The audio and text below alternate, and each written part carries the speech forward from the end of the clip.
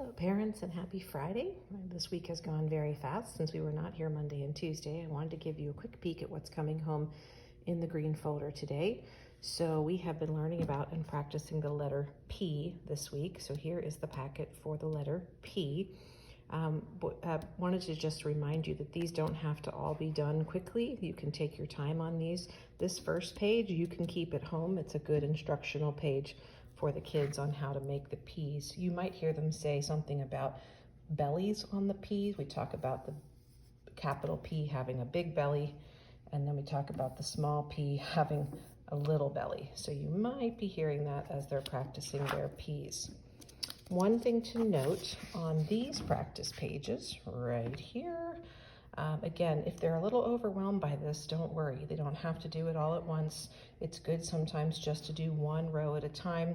We want to emphasize, careful, taking things slowly and carefully, not rushing just to get it finished, so they can take their time and do this over as much time as they like. And then this one, of course, they can trace and color the pumpkin and practice the P's. So some of you, I'm returning the ones that they have done, the practice pages they've turned in. I put big stickers on them and stars and fun things. Also coming home, this is Miss W from last week. We have made some of these into letter puppets by using a craft stick and coloring these and gluing them onto the stick. So Miss W is coming home. If you would like to do that one at home, she will be with you, so you can do that. Our wow words for this week, we talked about unique, we talked about athletic, and we talked about creative. And again, these are the pictures that we look at in class, the larger color ones, and we talk about the pictures and we talk about what these words mean.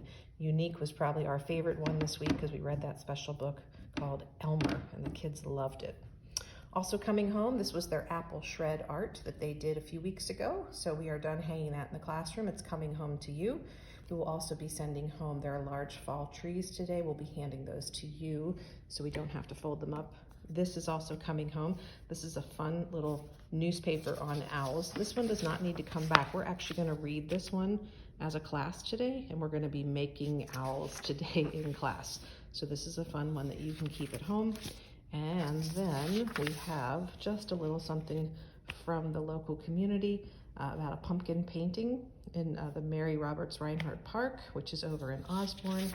And this one is a color copy of the page your child did for our first published class book, What Does It Mean to Be a Good Friend? I wanted you to be able to see what they made and what they said about what it means to be a good friend. That's for you to keep as well.